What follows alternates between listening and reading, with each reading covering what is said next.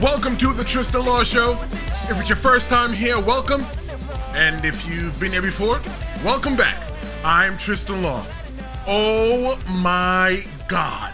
WWE Bad Blood is done, and what a night that it was last night. From shocking moments to brutal battles, this event, it delivered on every single level. But now that the dust has settled, it's time to break down what happened. Who came out on top? What all that means for the future of the WWE. With the Hell in the Cell carnage, title defenses, jaw-dropping twists. We are diving deep into every match, uncovering the most unexpected moments of the night. So make sure you stick around because you don't want to miss the breakdown of one of the most intense nights in wrestling.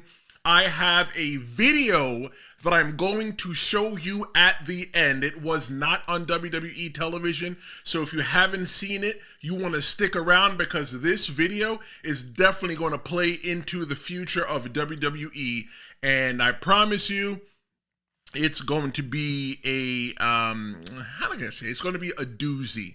So looking at the first match that we had here of the night, where did the notes go? I wanted to put my notes for the show. When I watch the show, I normally take notes, so I have an idea of like how I felt about what was going on. So the first match, well, before the show started, one of the first notes I took about Bad Blood was that after yesterday's live stream, I watched them put the Hell in a Cell together. You were able to go to YouTube and watch them put the Hell in a Cell together. The arena was still bare. There was no stage. There's no entrance. There's no ring. There's no chairs, barriers, nothing. I looked at my watch and it was 6 hours before showtime. I panicked just a little bit because I'm like, are they going to be ready? But one of the things that I thought was, okay, if there's no stage, right? Because they normally put the stage together and just roll it in. That's what it looks like. And I panicked because I'm like, are they going to be ready for the show? And I was like, well, maybe they're going to do the low entrance, and that's exactly what they did. It was a legit sellout tonight, so they definitely used a smaller entrance, and it was good to see another sellout for the WWE again. Before they started the event, I loved the video between Triple H and Cody. It was real fun to watch. It also established that Metro guy so that people didn't have to Google him a whole lot. So they knew who he was. But still, I didn't know who he was, but I understand that he has some kind of celebrity. Let me say hello to everybody in the chat right now. Tiana said that what she thought of WWE Bad Blood, it was amazing, and her most favorite part was the end of the show. Girl, there is something else that you didn't even get to see. I don't know if you've seen it yet on social media, but stick around and I'm going to show it to you. While you're watching this, feel free to share this with anybody who you feel may like this, and you never know, they may become a subscriber to the Tristan Law Show and get to join us here. Triple H promised a historic announcement, and I thought to myself, what could that announcement be? At that point, I had no clue what the historic announcement could be, but eventually, as it went on through the night, I had a clue of what it was. I'll let you know what that is later on. Triple H, it's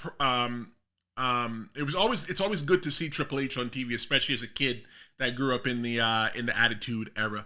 Bianca, Jade, and Naomi, they did wear red. If you watched the pre-show that I did yesterday, we talked about what colors that they should wear, and they did wear red. They eventually changed later on. I don't know how much they really hosted Bad Blood. I guess they were just there just to be there, right? They were a host in name, I guess.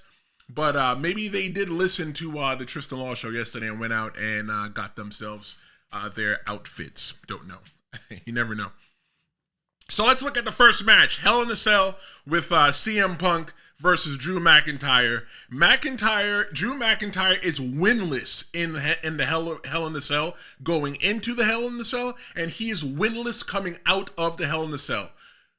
CM Punk has grown on me, though, since he came back to the WWE. We don't get to see him wrestle often, and because we don't get to see him wrestle often, I think that makes him a little bit more special. That makes us appreciate CM Punk just a little bit more, because like Michael Cole and Corey Graves were saying on the announce team yesterday, that Drew McIntyre's got a lot of reps. Drew McIntyre's wrestling Monday Night Raw. He's wrestling PLEs. And when do we see CM Punk? The last time CM Punk wrestled was last month at the PLE at the Bash in Berlin. So it was definitely a way that I liked how they told the story, sort of make it it would balance everything for everybody, so you wouldn't know really what is going on. Punk has one more Hell in the Cell matches. Prior, he had 2 Hell in the Cell wins, so this is going to be his 3rd Hell in the Cell win. I definitely picked CM Punk to win, knowing that fact off his experience alone. I think that WWE is going back to the prestige of pro wrestling, to where matches don't need, where matches with gimmicks like steel cage matches, Hell in the Cells, you know, those matches are used to end blood feuds, and that's something that I really appreciated Triple H saying as well too in the pre-show. I watched the pre-show after I take my notes and after I watch the event, just to see if there's anything noteworthy there. I liked that there was no lockup in that match, right? The lockup in the beginning to start the match. It's a blood feud. It's a blood feud, right? They got beef. They're not going to jockey for position. I like that they started the match just by throwing hands. Most of the matches actually, well, all of the matches, if I'm not mistaken, they all started by throwing hands. And I loved how all the matches, they fit the theme of the night. And the theme of the night was bad blood. We all got beef. We all have problems. And we are here to settle those problems. We're not here to sit down and talk about it like gentlemen. We're here to fight about it like men, women, and warriors. So I like that. I said that if this match was first, the main event was going to have a surprise, and a surprise that it did. If you missed it, or you lived underneath a rock, or you know, you're just watching this for the first time and you haven't gotten to see WWE Bad Blood, there are spoilers here in case you haven't figured it out already, but there's one hell of a surprise that came in the end. I like that this Hell in the Cell match, I predicted it to be the main event. But when I turned on the TV and saw that Hell in the Cell was the first match, I knew that there was going to be some kind of surprise in the end. Something that either would make the fans go home happy, or something that would make them angry, that they would talk about it and they'd want to see Monday, they would want to see Raw and SmackDown to see what the implications of it were. When Drew went to the toolbox, I felt if there were wire cutters in there, that Drew McIntyre would have started snipping off the fingers of CM Punk. Okay, yes, it's pro wrestling. I know they wouldn't do it. Yes, I've wrestled before. I understand how it works. But you know what? I wouldn't be surprised if I was to see Drew McIntyre get those clippers and get ready to clip those fingers off, because they really had legit problems. And if you tune in on Tuesday, I'm going to talk about why Drew McIntyre has a 100% right to be angry in the WWE. Okay, if you like CM Punk, you can like CM Punk. But after you watch that episode on Tuesday at noon Eastern, you're going to say, you know what? Maybe Drew has a point. CM Punk was wearing the crimson mask. That's when he had the blood all over his face. I think that the blood also, just like the Hell in the Cell or the big matches being now settled, you know, and not just doing the Hell in the Cell just to doing the Hell in the Cell, but I feel that just like the Hell in the Cell and the blood, that it means so much more because we're not getting them so often. They're not bastardized. It's not something that we're just doing just to do. And you know what? Even though WWE didn't do blood before, one of the things that I realized was that, you know, there was always blood in the video games. I never realized it until watching that part of Bad Blood. And it came to me that WWE had a no blood rule. But I like that WWE has brought back blood when it mattered, because I think it fits into the folder of TKO, because TKO has UFC. And what do they do in UFC? They punch each other. And when they punch each other hard enough, what happens? They bleed. So it only makes sense that it would be appropriate for the WWE to have blood, because they're simulating shoot fights like UFC. So, you know what? That makes sense to me. I like the blood. I like that the blood was there. It added an extra element to the match. Speaking about the match, the fans were definitely into the match. One of the things that I always say is that the first match always sets the tone.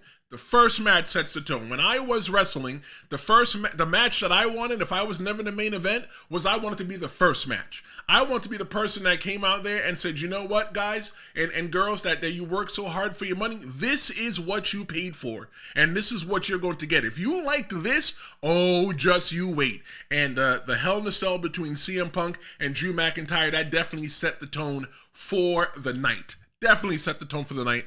100%. Because one of the things that I used to do when I was the first match, and yeah, okay, maybe I was a little bit richer, maybe I was just a little bit too cocky, but it was always to motivate everybody to have a better match. When I used to wrestle in upstate New York, we were growing that territory, we were growing that area, and one of the things that I would do is when I would walk back through the curtain, I would say, all right, guys, follow that in a way, and tell them, hey, you know what? I want you to go out there and do a better match than me. Because when we all do better matches than each other, and we all top each other and entertain the fans, they come back next time and spend more money. And you know what? They might even bring a friend. This match between CM Punk and Drew McIntyre, it told the story of hatred between the two. They waited so long in that match. They brutalized each other until they decided to do a pin. When the first pinfall attempt happened, they were well into the match. What came before that? It was the sharpshooter, but I don't think that CM Punk was doing the sharpshooter so that he can try to beat Drew McIntyre. If he had beat Drew McIntyre with the sharpshooter, that would have been an extra, but I think what CM Punk really wanted to do was he wanted to punish him. That wasn't a wrestling match between CM Punk and Drew McIntyre. If you ask me, that was a disagreement in the ring. It was a good match, and again, like I said, it set the tone. The story should be hopefully over with this war. There's nothing left for Punk and Drew to do, but just have a duel at this time. Go to the middle of the ring and just draw guns and just like fire at each other. But that's what we thought last month, and look what we got this month. Let me know what you thought about that Drew McIntyre and CM Punk Hell in a Cell match. Let's see what we got going on in the chat. Tiana says that we are coming out of the PG era. 100%, Tiana. Did you know that on the CW that NXT is TV PG for PG? What is it? TV 14? It's TV 14 now. It's a little bit more mature content. And I did an episode a couple weeks ago when I was talking about the WWE going on Netflix, and one of the things that I mentioned was what PG is versus TV PG. So you get away with a little bit more. Like right now, AEW is TV PG, so you get away with a little bit more cussing, you get more adult storylines, and different things like that. Looking at the next match is Nia Jax and Bayley for the WWE Women's Championship. But real quick, if you're watching this and you like what I'm doing, you like what I'm talking about, I would appreciate it if you subscribed to my channel, The Tristan Law Show. It's a huge compliment to me. It makes me feel like I'm doing a great job. This Tuesday, I have an episode to where we are going to be discussing why Drew McIntyre is right to be angry. I do live interviews as well, too. I don't do anything recorded. I don't do recorded shows. I do everything live. So when you watch it, you're watching it live. So be sure to check in Tuesdays and Fridays at noon Eastern time here on YouTube. When Nia Jax came out for her match with Bayley for the WWE Women's Championship, right? Nia Jax is the WWE Women's Champion. Tiffany Stratton was nowhere to be seen, and one of the things that I thought was, if she didn't come out with Nia, is she coming to cash in? She is out of sight, so if she's out of sight and out of mind, what are we going to get? That plays into the story just a little bit later on. I think for both of those ladies, it was hard following a match like the Hell in a Cell. The fans have already seen so much. They've already seen so much, but, with the people at the helm, like Triple H and Road Dogg and all those other people over there trying to make WWE, profitable, more profitable. I'm not trying to say profit like they're not profitable. Try to make WWE more profitable and more entertaining and more engaging and the number one and premier pro wrestling product in the world. We can say pro wrestling now when we talk about WWE. But, I know that they had something up their sleeve to entertain the fans in that match. In order for Nia to win a match, Nia needs to use her difference in body size to crowd her opponent and put her weight on them. It will intimidate them. It will blow them up because they'll have to support her weight as well too. And look, I love Nia, right? I love Nia. Love me a BBW at times. And so I'm not talking bad about Nia Jax in any way whatsoever. But when I say that Nia Jax needs to use her weight, she needs to crowd her opponent. She needs to stand over her opponent. Let her opponent spend time backing up from her, trying to get away from her because she towers over them. And then Nia Jax puts her body weight on them and has that opponent try to push that body weight off of her. So what it does is it blows them up. It makes them tired. Blowing up is a pro wrestling term. It makes them tired so that they have to, so that Nia gets the advantage. Nia's not a high flyer. Nia's not a technical wrestler, right? What Nia Jax is, she's just a brute. She's a big brute and she likes to beat people up. So I think 100% as long as she puts her body weight on people and she crowds her opponent, she stays within her opponent's areas, Nia Jax will always come out on top. One of the things I think play against Nia is her ego, right? Nia is paranoid. Nia Jax is paranoid. I think I took that as a note there. I did. That was my next note. Nia and her paranoia, it was not helping her. When Tiffany Stratton came out at the end, it looked like at first glance, right? If you went like this, you went, oh, Tiffany Stratton's coming to cash in. But when Tiffany Stratton came into the ring, you realized that she was not looking to cash in the Money in the Bank. She was actually there to help Nia Jax, right? The ref who was knocked out at the time, who was down at the time, she picked up the briefcase and the referee had no clue what was going on. She's like, well, are we going to cash this in or are we going to, am I going to hand this to you and you just be a lady and walk away? But Nia Jax and her paranoia played against her.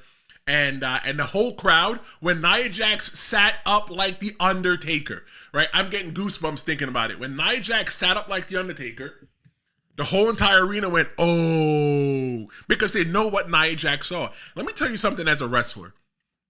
As a wrestler, when you get a kind of reaction like that from the fans, oh my God. I never forget the first time I was wrestling a match and I did one of those kickouts like at almost 3. It was like 1, 2, and the referee's hand was right here and I kicked out and the fans went, ooh. All I thought to myself was, got him. And I think that's probably the same exact experience that Nia Jax had as well too. You know that the story's working. You almost want to smile, right? Because that's what you're doing in the wrestling ring. You're telling stories, right? Unlike UFC and boxing and those shoot style sports, you're telling a story in the ring. And when you get that emotional investment from the fans and the fans go, ooh, you're like, yeah, we got them. They're definitely buying into this. But after that match, Nia Jax, she came out on top, and I want to see SmackDown because I want to see the aftermath of that match. One thing I said yesterday, and one thing I've said weeks before, is that every single time we see Tiffany Stratton is becoming, she's creeping closer and closer to being babyface.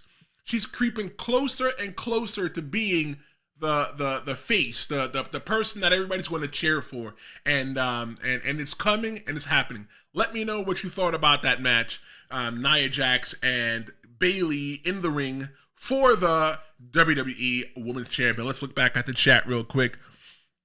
Tiana says that they were cursing and they weren't even censoring it out. Yeah, it's TV PG. You don't have to censor. You don't have to. It's TV 14. You definitely don't have to censor it out.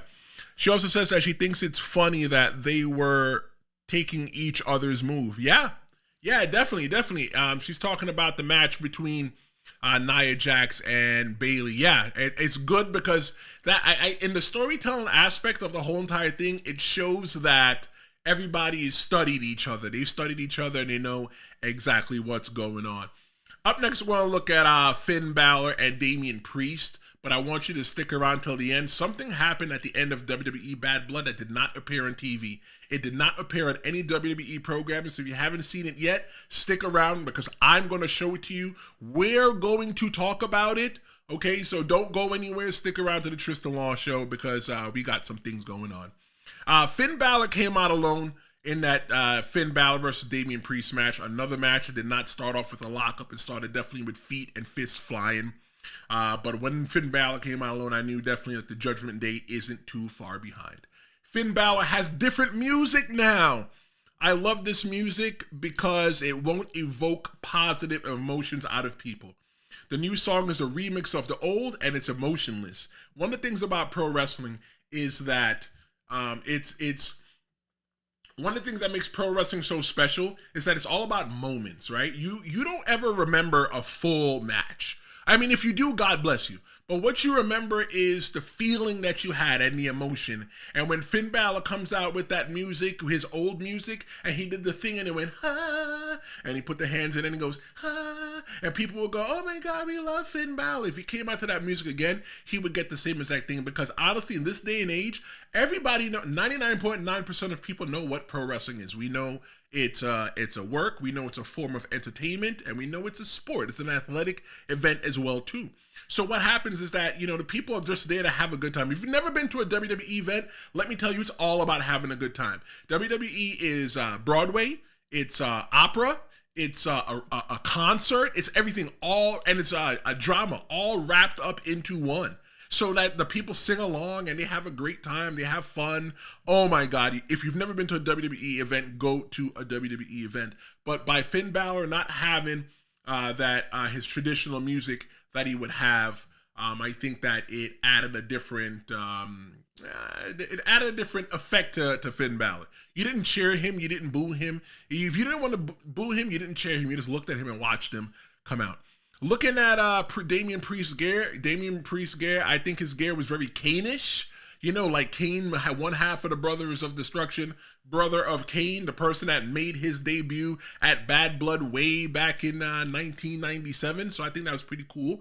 I think he paid a little bit of homage. I don't think many people picked that up. Maybe I picked that up wrong, but that's what I picked up from watching his gear, that his gear was very, very Kane-ish. Let me know what you thought about that match. Damian Priest versus Finn Balor. We did see Damian Priest win that one, and Damian Priest said that, he has other things on his sights, but although he knows that it might not be over with the Judgment Day, but he's looking forward to getting the Intercontinental Championship in the future, because he's never held that. Maybe the WWE Undisputed Championship, because he's never held that. Maybe the US Championship, he's never held that. But I think for Damian Priest, it's probably more important to him because he's a New Yorker just like me. I've wrestled Damian Priest back in the day. Maybe one day I'll do a show to where I show like all the people that I've wrestled with and all the matches and stuff like that. But maybe in the future. But Damian Priest is a New Yorker. Grew up in New York, in case you didn't know. And one of the things that we did, me and Damian Priest, I think we're close in age. It might be 1 or 2 years off from each other. But growing up in New York, we were immersed in the WWE, WWF in the time. And for you to have the Intercontinental Champion way back in the day, it meant that you were next in line. You were good. You were the workhorse. And I think that the Intercontinental Championship probably means a little bit more to Damian Priest than the U.S. Championship. So in between that match, we had Gunther called Gunther came out. That was a time when Triple H was doing the 4 weeks we have Crown Jewel. This was time for his announcement, and when they did the little announcement, I saw it was a belt. I said, oh, and it said Crown Jewel. I said, oh, they're going to crown a mid-card women's championship. That's the first thing that I thought. They're crowning a mid-card women's championship at Crown Jewel, but no, they opened it and it was a Crown Jewel championship. It was a belt. It's not a Intercontinental Championship for women. It's not a U.S. Championship for women. No, none of that. If you ask me, I think it's really dumb. I really thought that it was an Intercontinental Championship, some kind of mid-card championship for the women. But you know what? Maybe next time. However, the thing that I took home from the whole entire thing was that Goldberg was sitting in the attendance with his wife and his son right behind the announce table. And Gunther came out a couple weeks ago. If you missed it, Gunther was saying that Bret Hart was right to be hurt by Goldberg, and Goldberg is his favorite wrestler, blah, blah, blah, blah, blah. So Gunther came out and on the microphone while Triple H was there and said, hey, look, Goldberg, I just want to let you know that I lied. He also said that Goldberg is a one-trick pony, and Gunther also said to Gunther's son that he hopes Goldberg is a better father than he is a wrestler. And then Goldberg tried to get into the ring, and Gunther said, "Hey, hold on, don't worry. I've got 3 minutes for you." All right, and everybody was cheering Goldberg and stuff like that. Look, to keep it 100% real with you, Gunther said everything that we thought. Goldberg only got 3 minutes. He's only a one-trick pony. It's spare Jackhammer and come out looking angry with the smoke and people chanting his name, Goldberg. That's what Goldberg is. That's what he's, a one-trick pony. He only does one thing. When Goldberg came to the WWE in his second run, he started wrestling matches that were really long. And most of them are really short. Goldberg was never really built for the distance. He was built to come in there, beat you up, and then walk out. So will we see something with Gunther and Goldberg in the future? You don't know.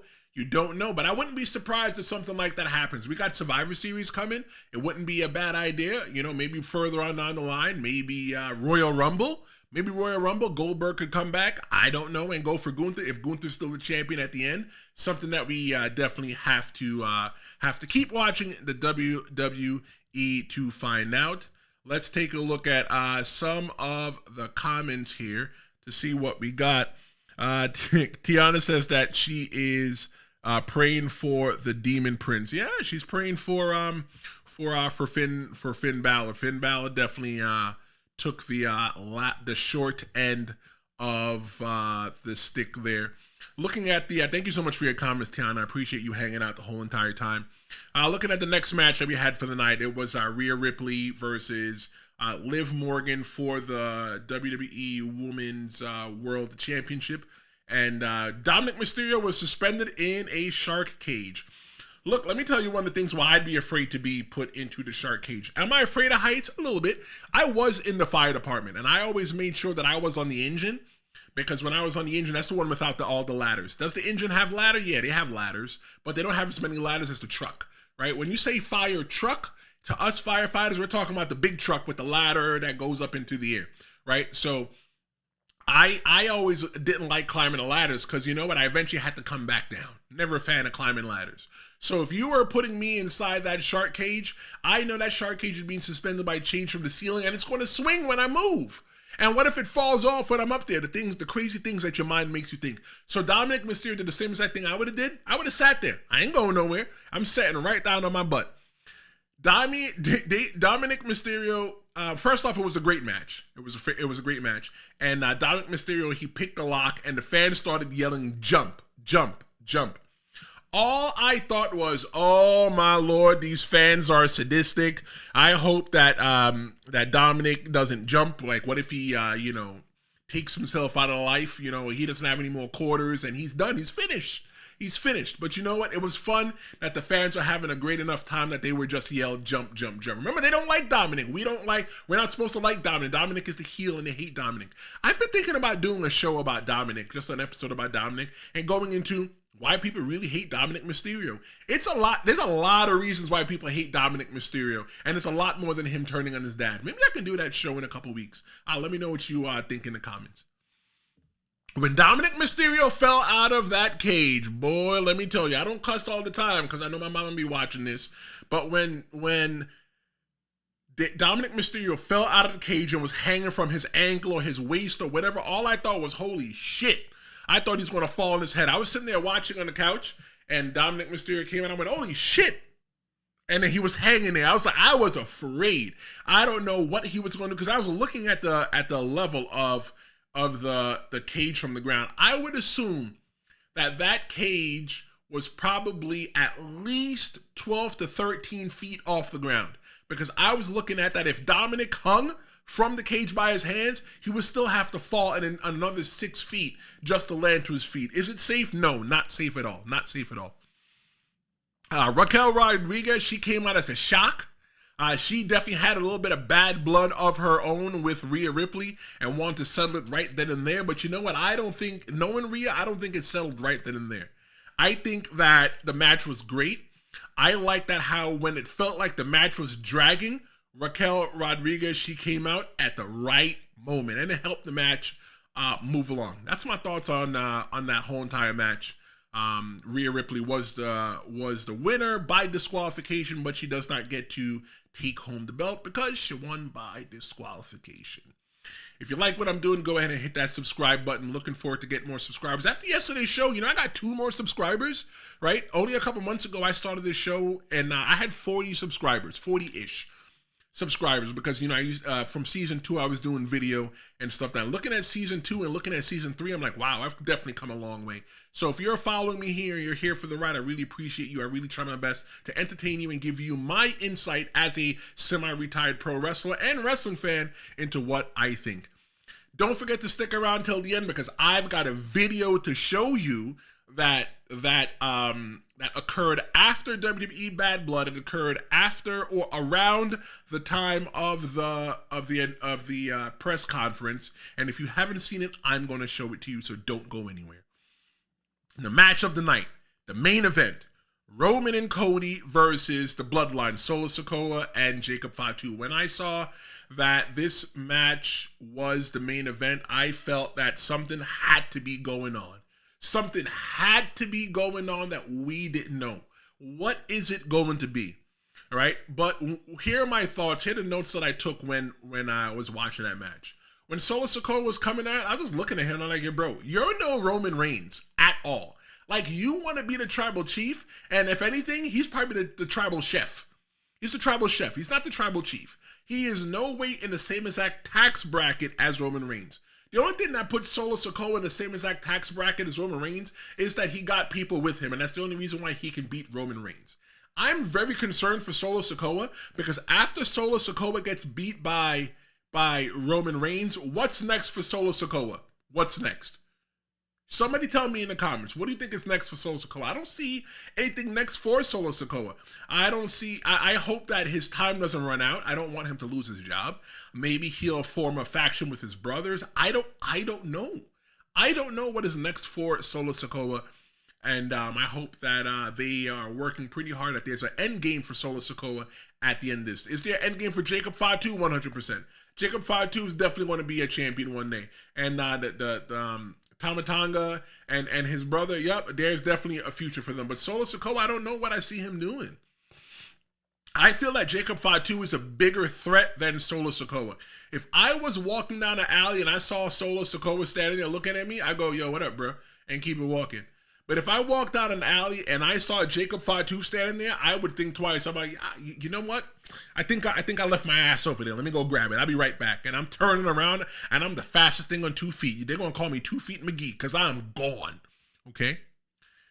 One of the things that I noticed that's recently new or is coming back in the WWE is WWE referring to the referees by name. They used to do that a lot during the Attitude Era, but they came away from it. And I think that's a part of the thing that Vince McMahon had back in the day, where it's like, you know what, the referee is supposed to not be seen. And that's one of the things that I was trained, that the referee is not supposed to be seen or in the fold until it's time for the count or to enforce some kind of rule. But other than that, the referee is out of the way and let the wrestlers do what they do. But looking at WWE being in the same exact portfolio as UFC, I think that it's pretty cool that they're taking a lot of the pages out of the UFC. Like, you got that 4K camera. When we're watching the show, they present the WWE like a more legitimate sport now. Now you see who the commentators are. They give you the names. They show you the pictures and stuff like that. They're making them just a lot more than just the faces and the voices that we hear or that we see. So I like the fact that they have the referees, that we now get to know the referee's name. Do we know their names before? Most of us knew them, but the traditional fans, the casual fans, they didn't know their name, and it's good to put a name to the face. That referee cam on their air, I hate it. I hate it so much. It was something that WCW did back in the day. I feel that when they're using it, as a pro wrestler, I'm going to tell you why I don't like it. The reason why I don't like that referee cam is because when I was in the ring and I wrestled, I talked loud.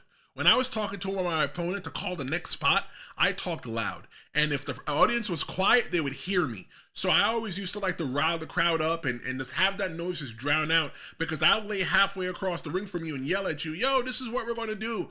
All right, got it. Boom, let's get up and let's get ready and finish the match. It's so much of an art right? A lot of people think that we talk about the match in the back and we carry the whole entire match out.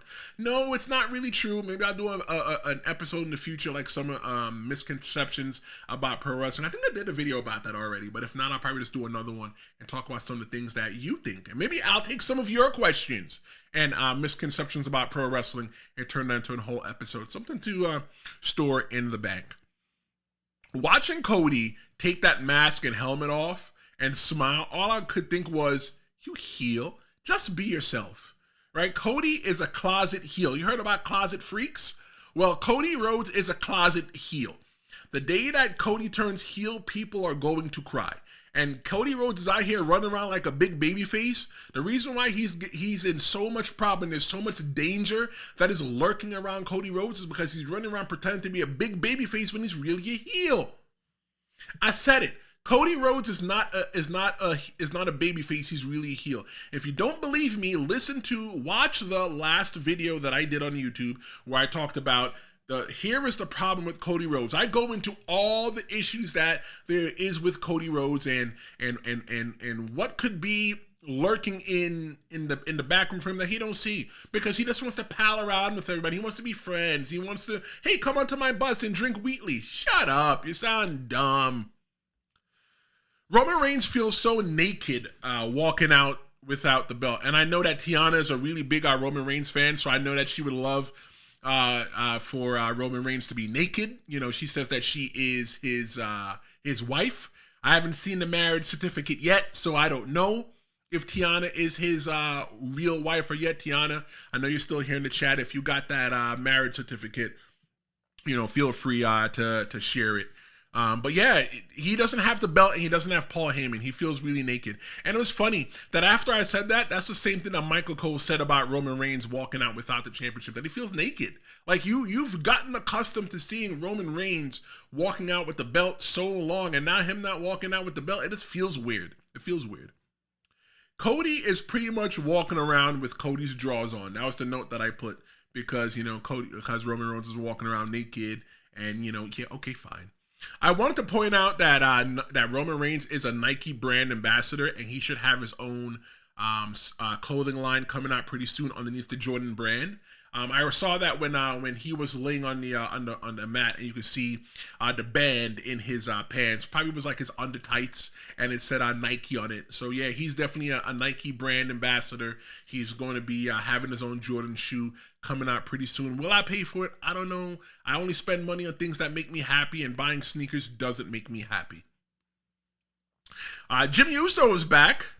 But what about Jay? Jay's a single star right now. How will he and his brother get back into good grace, if ever? That's another part of the story of the bloodline, the OG bloodline, slowly coming back together. That's something that we're looking forward to. That's why I like the long-term storytelling. WWE has people in there. Now I understand why WWE wanted to have writers that were outside of the pro wrestling business and have people that wrote like television, because they can tell the long-term stories, while the people that are in the wrestling business could help match up the wrestling portion with the story. Let's take a quick look at the comments real quick to see what we got. Let's see. Tiana says that like I understand Dom is a heel and we don't like him, but Jesus, he's a human being too. So she was worried that he was going to break his neck. Yeah, I was definitely worried that he was going to break his neck as well too. Definitely. She also says that Dan Engler has been through so much. He's lucky he wasn't in the same ring as Roman last night. Yeah, look, I remember when Dan Engler was in TNA. TNA was how I refound my love to wrestling and how I finally made the decision to make myself want to come back, or want to be a pro wrestler. There's a video of me on TNA TV way back in the day. I'll show it one day when I talk about more about me. And but yeah, I remember seeing him there. His name was I can't remember his name. Rudy Charles. Rudy Charles was his name way back in the day. So yeah, getting to see him, it's always fun. She calls Cody Rhodes Homelander Cody. And she goes, did I see Jay's TikTok yesterday? No. I actually only use TikTok for to set up reels and TikTok or short form videos. I really don't scroll on TikTok. I'll be honest about me. When I use social media, I'm always using it to either build a bigger network or to show off a video. So I'll talk to people when I'm building a network, but I don't aimlessly scroll on social media just for fun. It's not fun for me because I'd rather sit back and be quiet and think about what I can do to make my podcast better and grow it so that more people can watch it. So yeah, no, I didn't see it, but because you mentioned it, I'm definitely gonna go check it out. In case you missed it, The Rock came out last night in the end. One of the things I said about Cody is that Cody's run since being the champion. He's won the championship in April, June, July, August, September, October. It's been 6 months since Cody Rhodes has won the belt. 6 months since Cody Rhodes has won the belt. And it's like his championship reign so far has been like, meh. It's meh. Who cares? Cody won the belt. Okay, the story's over. You just been waiting for somebody to put Cody Rhodes in danger. And although Cody's in danger and he doesn't see it, and even though we don't really see it on the television either, with The Rock coming back, remember what The Rock said to Cody Rhodes on that Monday Night Raw after WrestleMania? The Rock says that, I'm going to go away now. But when The Rock comes back, whether you have the championship or not, The Rock is coming back for you. And I'm getting goosebumps thinking about it. That was probably one of my favorite lines and of The Rock. And I'm just sitting here like, yo, you just told that man that no matter what happens, you and I still got beef down the line. Cody's in danger, and that's exactly what he needs. That's what he needs to make his title run just a little bit more entertaining. Roman is busy right now. Roman is way too busy, and Roman doesn't pose any sort of danger to Roman Reigns. Roman Reigns doesn't pose any sort of danger to Cody Rhodes right now because Roman Reigns, he's busy. He's busy. He's got the bloodline to worry about, okay? And that's actually the last note that I took. There was no issue between Roman and Cody last time because Roman has bigger fish to fry. Roman Reigns can't live in peace when when his tribal chief throne is in jeopardy. And right now there's somebody else that's running around calling himself the tribal chief. Roman Reigns needs to humble that man, and then he could set his sights on getting the gold again. But Roman Reigns and Cody Rhodes, they won that match. I think it was a pretty good match, really good, entertaining match. But you know what? The way that they ended the match last night, it was great. It was good to see The Rock. It was good to see Jimmy Uso come out. I can't really tell them apart. I just know that one is the Yeet guy and one is just like the Roman Reigns guy. I'm looking forward to watching Monday Night Raw and SmackDown and just seeing how these storylines progress. I told you that there was a video that I wanted to show you that occurred after WWE Bad Blood last night. I think that it occurred during the time of the press conference. I'll explain that just a little bit more in the end. But here's that video that I've been promising the whole entire show. Let's watch that video now.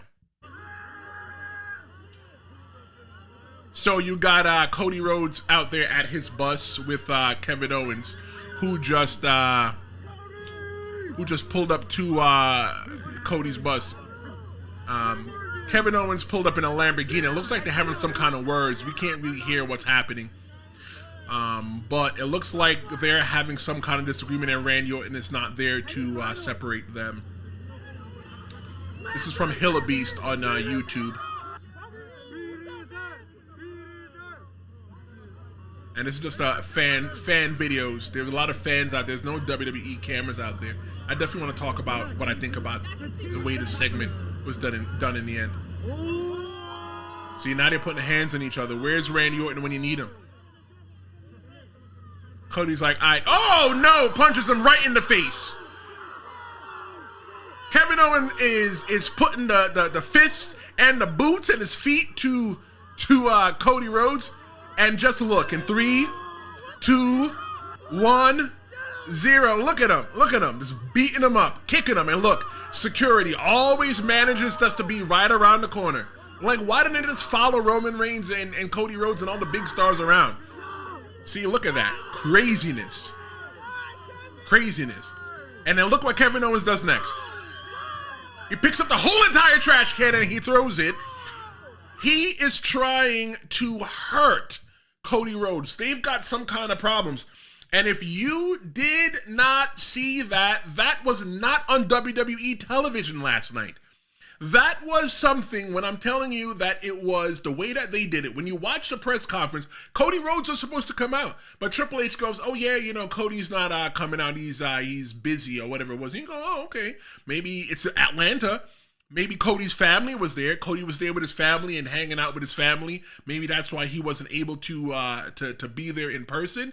But nope, he was busy getting his ass kicked by Kevin Owens. And Randy Orton was not there to help him. Now that first match that they had with Kevin Owens and Cody Rhodes, I'm like, meh, I don't really see any kind of danger to Cody Rhodes. But now, I see that Cody Rhodes is in danger. I said it in the other episode about what's the problem with Cody Rhodes, and the problem with Cody Rhodes is that he's a little bit of a too much of a goody two-shoes. He doesn't see the dangers around him. He's too busy palling around. There's no reason that he should have had Roman Reigns on his side. Roman Reigns is the same exact people that gave Randy Orton and Kevin Owens a beating towards the end of his life. Towards the end of their life. There's no reason why Cody Rhodes should be friends with them. You can't be friends with me and the enemy at the same time. You need to choose. And you know what? Because Cody Rhodes didn't choose, Kevin Owens chose for him. One of the things that I like about that segment so much, about that little video so much, was that there was no WWE cameras out there. They allowed the fans to go out there, and I think they took a gamble that the WWE universe, that the fans would be out there with their phones recording, because they always do. They always record. And then Kevin Owens pulled up with the Lamborghini. Everybody was definitely recording, because you don't know what's going to happen, right? You don't know what's going to happen, right? They gave us a part of the show, and they trusted us, the fans, to disseminate, to spread that information over the internet. It's not on WWE TV. Will we see it? Yup, we'll see it tomorrow. They might mention it on WWE social media. They might. But I tell you this, the way that WWE is moving and the way that they're doing things is outstanding. WWE is the #1 pro wrestling company on the planet, and every time you watch a premium live event, you understand why. One of the things that I said yesterday is that I felt that with WWE Bad Blood, WWE was turning a corner, and I didn't know why. I don't have first-hand experience. Do I know people that work in WWE? Sure, because I was in the wrestling business, right? But I don't get first-hand information from them. I'm just going off my feeling. And the feeling that I had, that WWE Bad Blood was turning the page, or something different was going to happen, that was going to change the way that pro wrestling is. This is something that is changing the industry. It's not a gimmick or a storyline that they put on television that they wanted us to see. They wanted us to see it, but they wanted it to feel more organic because the fans were the ones that were recording it. It's not a WWE thing, and I think that when it comes to Monday Night Raw, that when it comes to Raw and SmackDown, that this is a video that they should show just like the way I showed it. Credit somebody on YouTube and show them showing the video. Don't show it from WWE cameras. No, not at all. I think this is something that they can use in the future to get storylines over or to progress storylines, because it builds a little bit of buzz. It was so awesome that I like that the way that they told the story, because if Kevin Owens had came out at the end and assaulted and beat up Cody Rhodes, it would have took away from the story of The Rock being there. It would have took away from the story that Roman Reigns is now a big baby face with Jimmy Uso. It would have took away from the fact that Roman Reigns and Cody Rhodes actually won that match, and what's next for Sikoa and the Bloodline. So I love the way that WWE did that, and I have no issue with it. I look forward to what else they are going to do in the future when it comes to that. But yeah, I didn't believe that went down. You know, I watched everything just how everybody else watched and had no clue until this morning that is what happened. Looking at WWE Bad Blood, though, I think overall it was a really good pay-per-view. Was it worth my time? Yes, it was. WWE has spoiled us. I probably wouldn't have spent more than $9.99 for it. That's what I like to spend. You know, if it's as cheap as it could be, I'll take it. Definitely, there was some shocking moments like Raquel Rodriguez coming out, Jimmy Uso coming out, The Rock coming out. The shocking moment like the video that I just showed you. If you missed the video, scroll back after and watch that video. But yeah, there's definitely a lot of fun outcomes, and I'm looking forward to Monday Night Raw. And I'm looking forward to spending some time here with you next time. The next time that you'll see me is Tuesday at noon here on the Tristan Law Show. We are going to be talking about Drew McIntyre and his angerness. His angerness, made that word up. Is he right to be angry? Look, I've got a compelling debate to make about that. Thank you so much for watching. If you like what I'm doing, I want you to subscribe. I want you to like, and I want you to share the Tristan Law Show with all of the people that you love. I am Tristan Law, and this was the Tristan Law Show. Thank you for watching, and I'll see you next time.